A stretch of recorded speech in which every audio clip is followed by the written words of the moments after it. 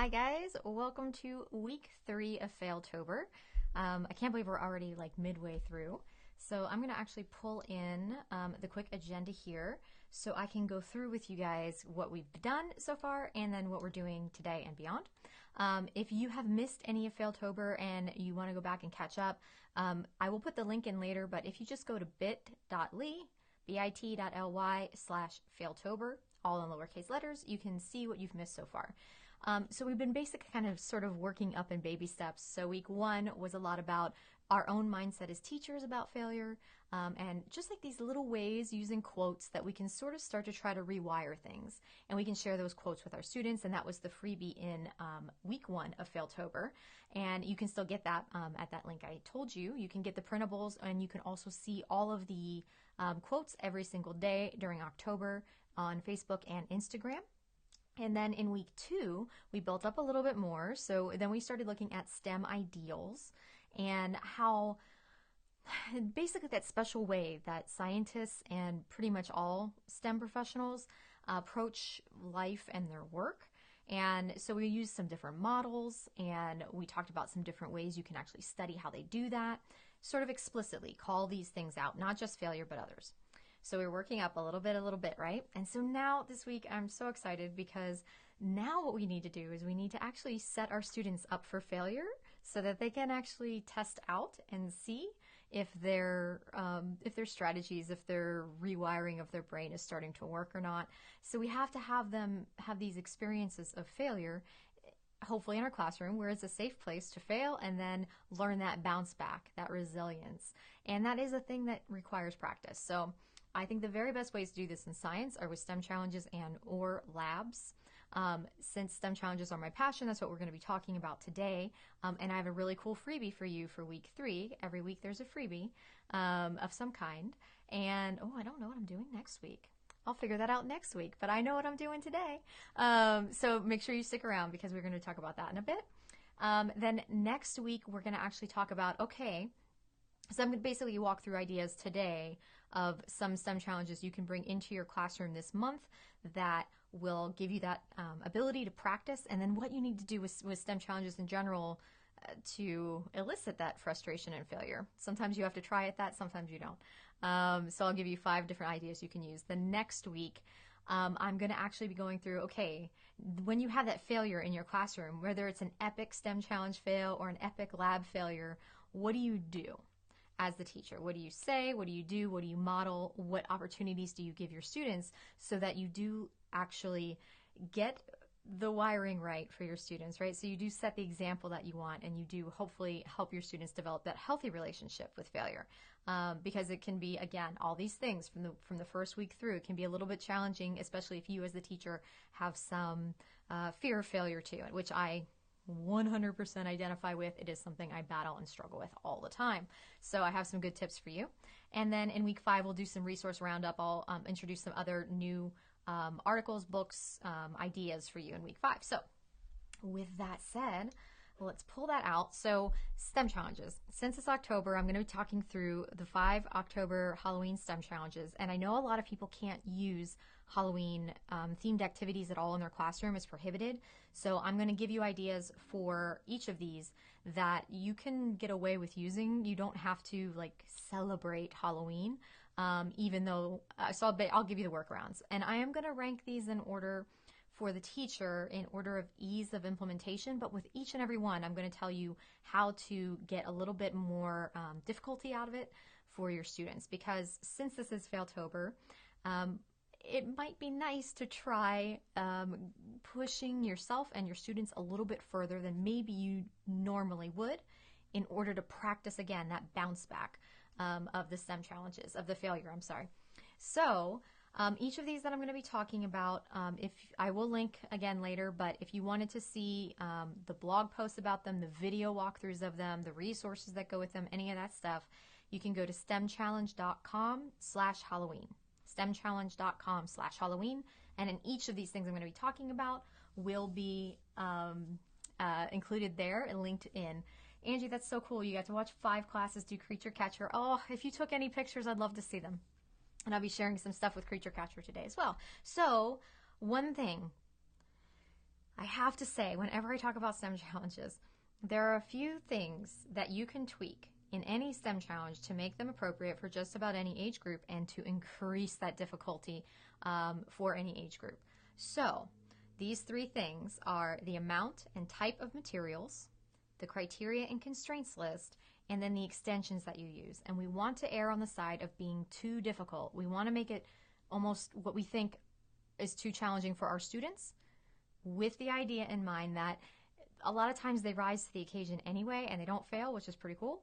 And even if they do fail, then you have a plan in mind. Okay, cool. Even if they fail, that's fine, because scientists fail all the time. Engineers fail all the time. Mathematicians fail all the time.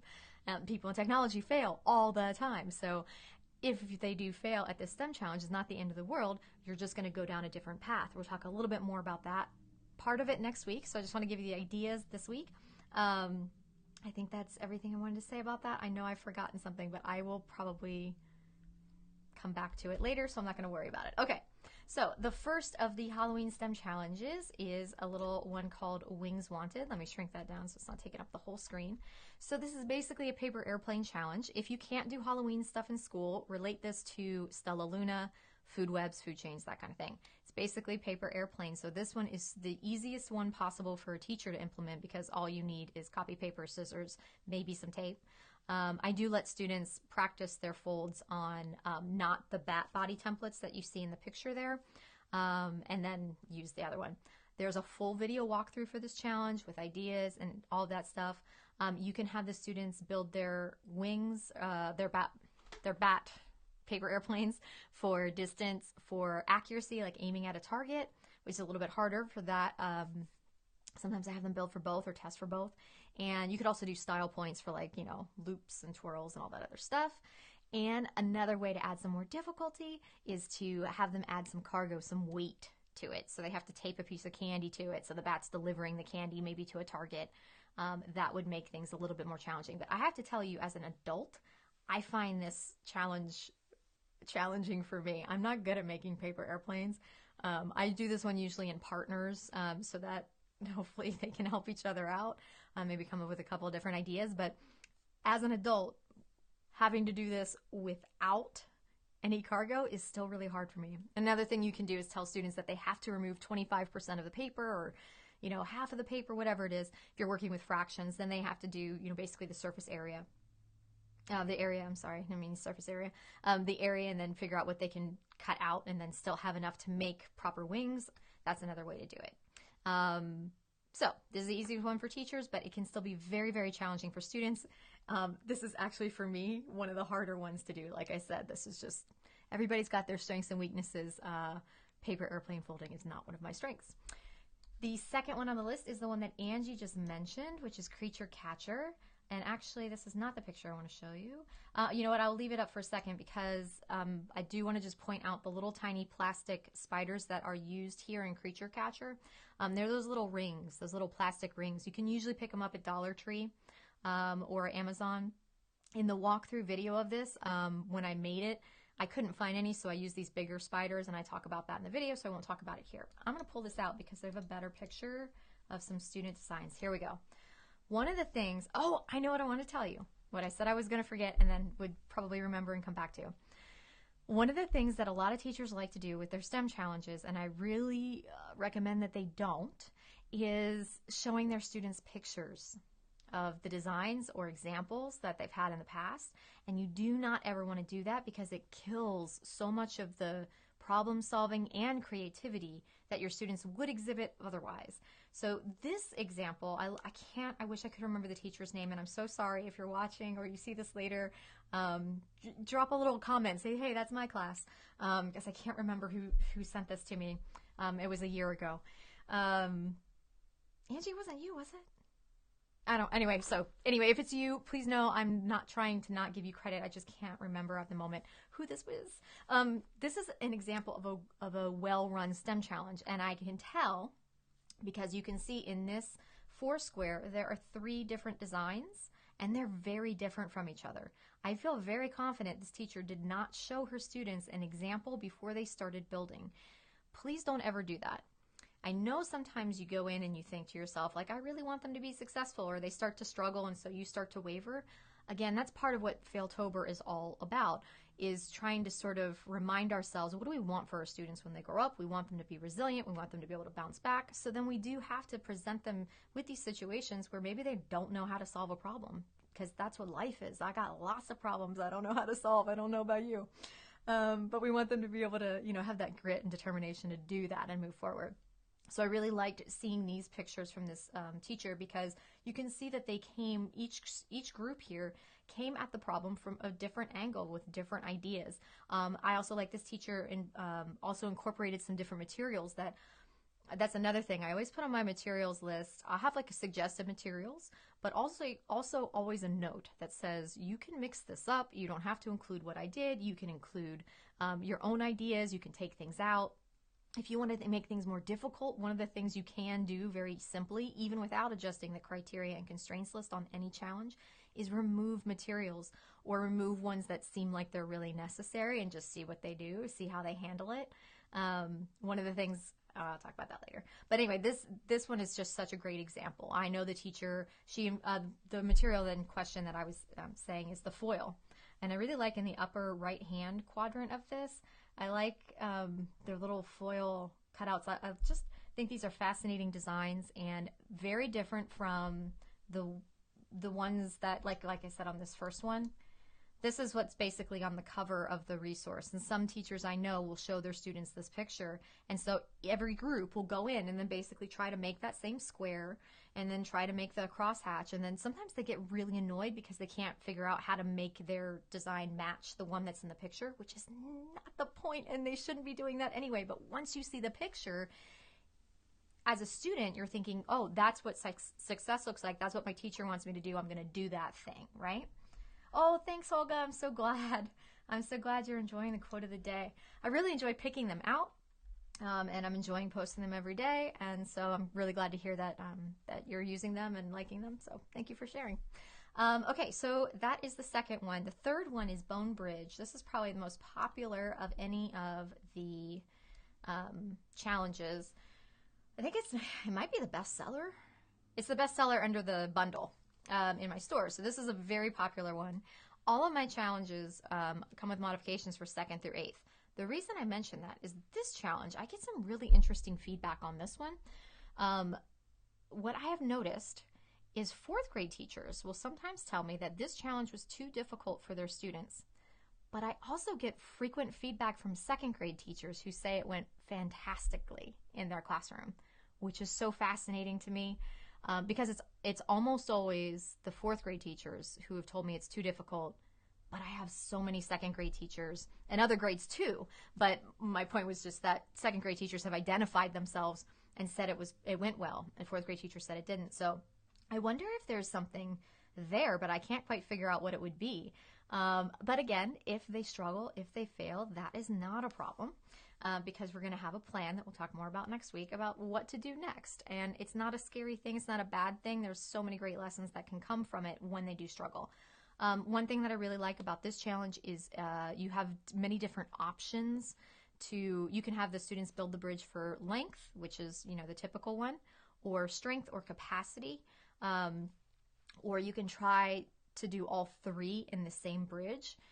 You could do, if we're basically having them do points, then they could just basically have like every inch of length is a point, and every ounce of weight that can be held is a point.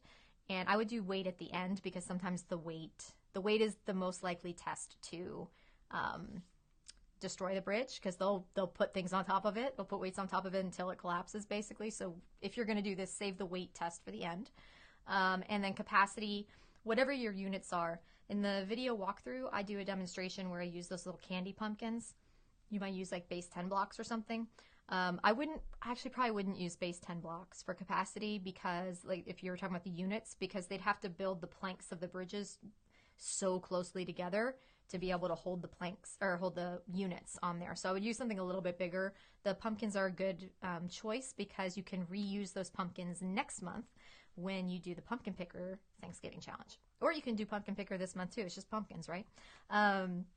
But you could do points for each of those if you wanted, just so that you mix things up. Because another thing that I like to talk about as well, sorry if I'm repeating myself for some of you who have heard me say this before, even if your students have done a bridge challenge before, they've most likely done one that's about length, because that's just the natural thought, the natural goal for one of those challenges, but because bridge challenges are classics.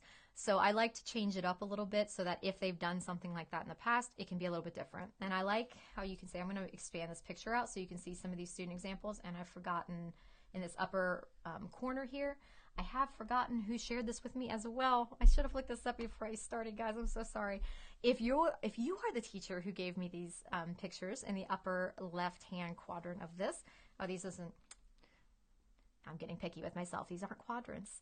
Only in that one picture it is. But you get what I'm saying.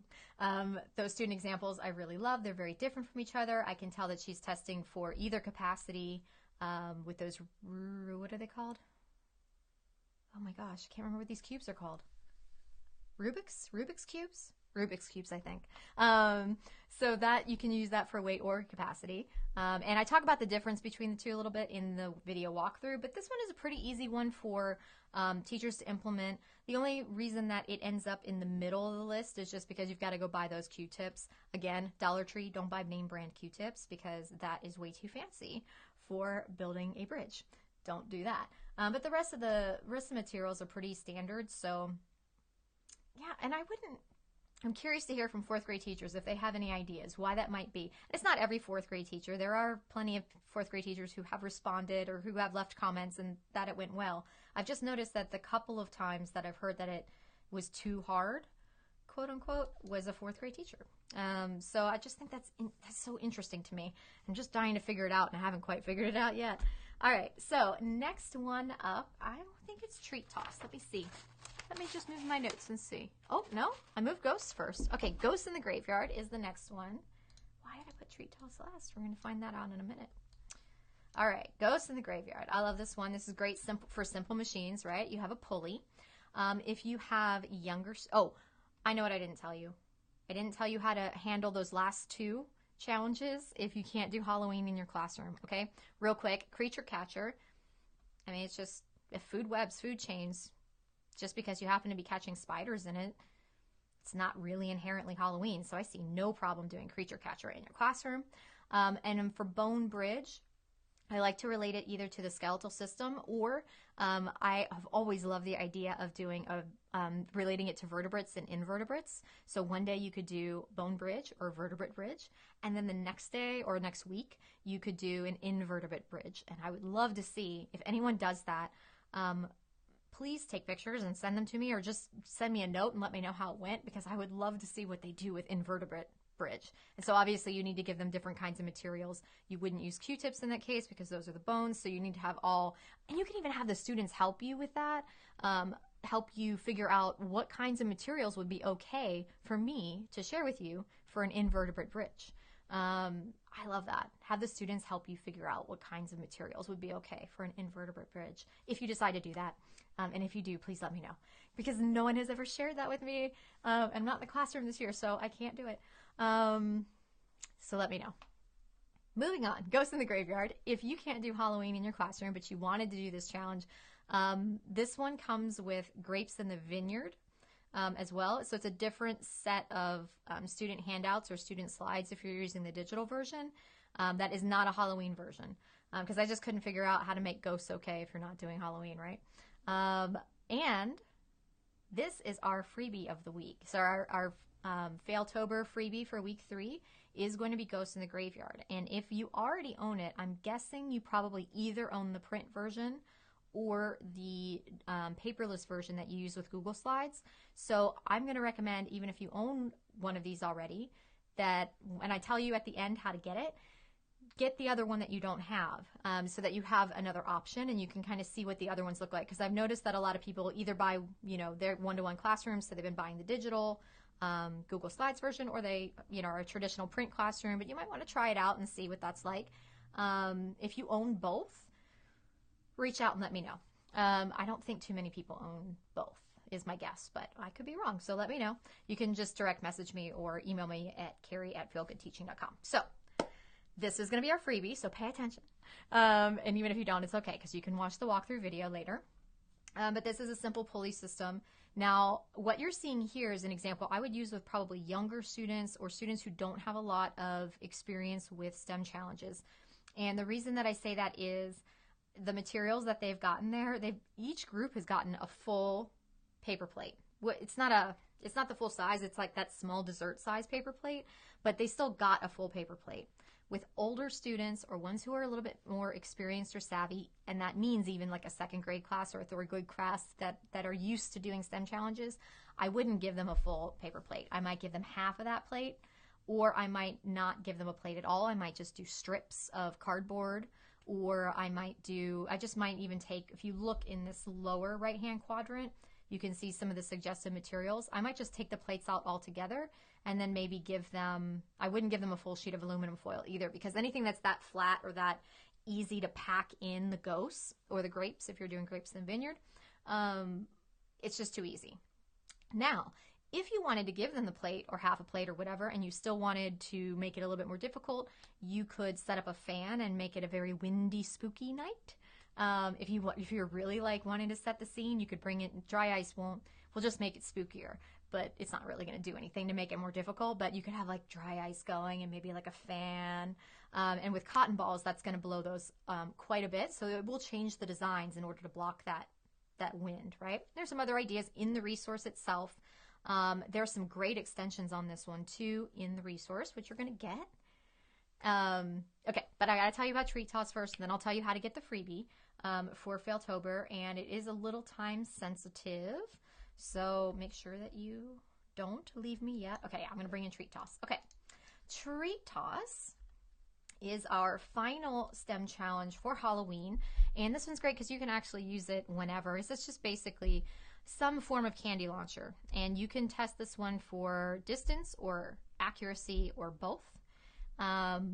There is a little Halloween story like to set it up, but you just don't have to tell that if you don't want to use, if you can't use Halloween in your classroom. And this one comes with 2 different versions too, because the clip art for the Halloween one, it's Halloween-y. So then I have a second set that comes with this that is just kind of more just regular candies. So you could use it, you use it for Valentine's Day or use it whenever you feel like it, because it's a candy launcher.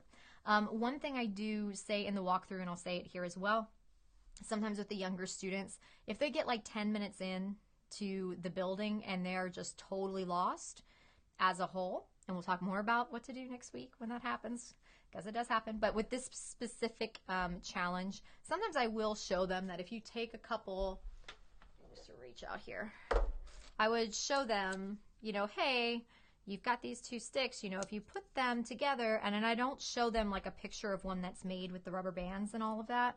This is why I'm telling you this, because in the walkthrough video, I didn't specify that I don't show them one that's ready made, but I will take 2 sticks like this and I will put, a pencil or something in the middle and then just say, hey, maybe if you do something like this, you can does anyone want to try that? And then just let them go.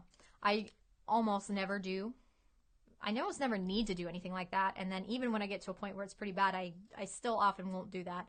The example that I used in the video, it was a 1st grade class that I was doing the STEM challenge with, and I had never done this STEM challenge with such young students. I was used to working with 2nd through 8th. So usually some group will figure that out or figure something out that works. And again, I'll save the rest of that for next week when we talk about the Epic STEM Challenge failures and what to do and how to handle it. But in this case, I have done that once, and it still resulted in really different designs, which surprised me because I kind of felt like, oh, I failed because I showed them something and I shouldn't have shown them anything, and that'll be part of next week as well. But you can see even in the picture here, there's actually like a doubled up 2 plank on both sides, and then the size of the fulcrum that students put in and where they position it will make quite a difference in their final design. So even if you do sort of like make an exception and show them something, I wouldn't show them all of the things. I do tell them, they can use anything they want for inspiration. They can use levers for inspiration. They can use catapults or trebuchets. Most of them don't know what those are. Well, catapults they do, and I'll say slingshots sometimes as well. But that's only if you're really confident in your ability to communicate the safety expectations with your students and then their ability to follow that. That's one of the things we talk about before they test. They're not allowed to test outside of a certain window of time. And also, we make a big production about it. Like, we're overly safe when they go to test to make sure that if they're using a slingshot or even, any of the designs that, we're aiming toward that direction, but everybody's paying attention so that nobody gets hit in the eye or something. Don't want to take someone's eye out with Hershey's Kiss. That'd be a bummer. But I put this one last on the list for teachers. Again, this was ranked in order of ease of implementation.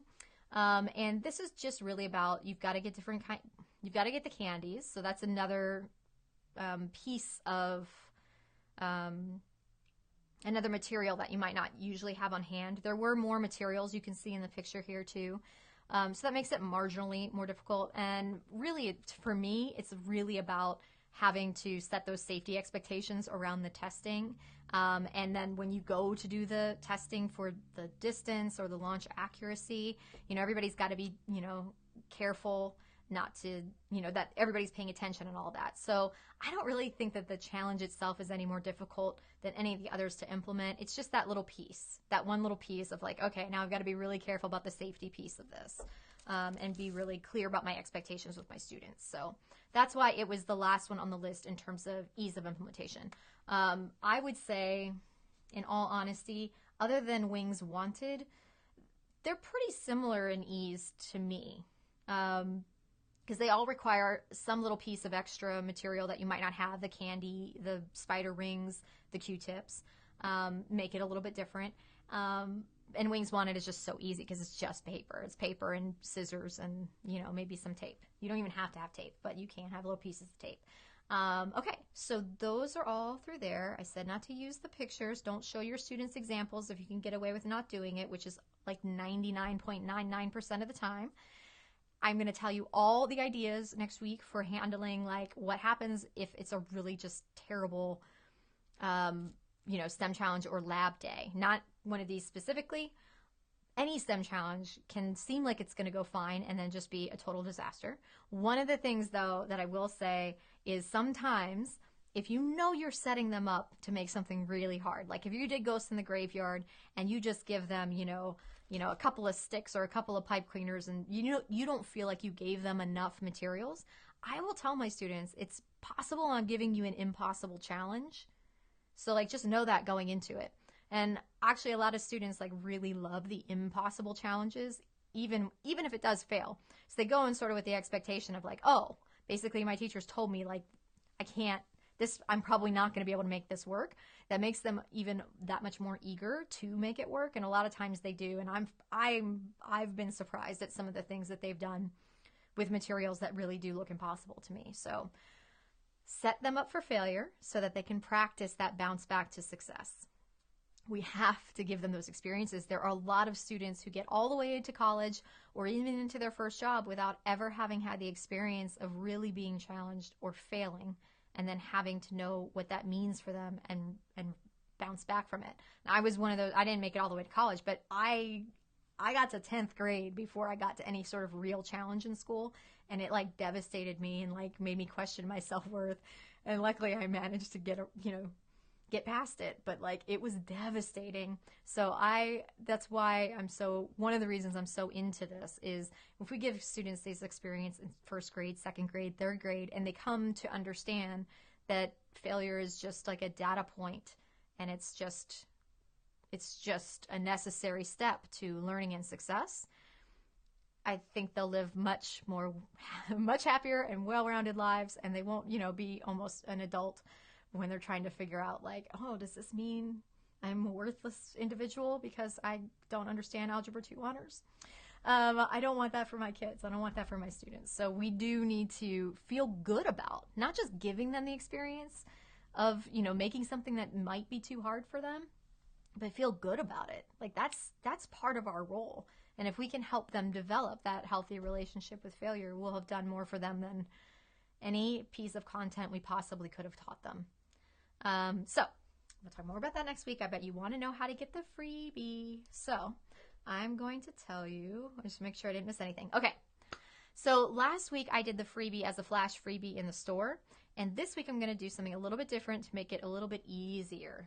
So what I've done is I've taken Ghosts in the Graveyard, the print version, and I also took the Google Slides version, and I put those in my Feel Good Teaching store. What I'm going to do is on Saturday morning, I'm going to send out an email to anybody, my whole email list. If you have signed up for my email list, you are going to get an email on Saturday morning. I haven't decided what time. So I'm just going to say by Friday evening, before you go to bed Friday night, make sure if you haven't signed up for the list that you have done that. And I'm going to put the link. I do all the links in here in the comment section of this. I will do right after I get off of the live video. So if you're already signed up, you're good to go. You'll get a coupon code from me in your email inbox on Saturday morning. If you are just signing up for the first time, make sure that you go all the way through the process because it's what's called a double opt-in. So you'll sign up, you'll get an email, and it'll ask you to confirm that you really want to be on the list. You need to do that. If you don't say, yes, I confirm, then you won't get an email from me on Saturday, okay? So make sure that you do the second email where it says, like, hey, confirm. If you don't see it for some reason, check your spam, but usually it'll go to your inbox. All right, I think that's everything. I did not see any questions. I'm just checking again on my phone. I don't see any. If you guys do any of these STEM challenges in your classroom on your own, please, if you think of it, if you have time, I would love to either see pictures of their designs or even just hear how it went. And you can DM me through Facebook or you can email me, Carrie@feelgoodteaching.com. And I guess that's everything for this week. I am really excited about next week too, because I love to talk about what do you do now that you've set your students up for failure so that they can get that bounce back to success, because they've got to practice these skills. It's all well and good in theory and practice, right? You read a quote. Yes, I agree with that quote. Oh, we hear about how Marie Curie, managed her life and her work and, all these other great scientists. So I can just be just like them. But you have to actually test it. That's where the rubber hits the road, right? So we have to set them up for some failure sometimes and then help them bounce back. And STEM challenges and labs are both really good ways to do that because they compress life into this small period of time where they're almost inevitably going to be met with that frustration and that failure. And we can really engineer it from the teacher's perspective with the materials we give them, with the criteria and constraints we give them to set them up so they're more likely to fail. And again, we should feel good about that because these are important life skills and definitely important STEM skills. Embracing productive failure is the #1 STEM ideal. So, okay. If you want to check out any more of the Failtober stuff, that will be linked in as well. Just give me about 5 minutes and I'll put all the links in I said I was going to do. Make sure you're signed up for the email subscription list so that you get that email on Saturday morning for Ghosts in the Graveyard. And I guess that's everything. Okay. Have a great week. I will see you next week. Bye.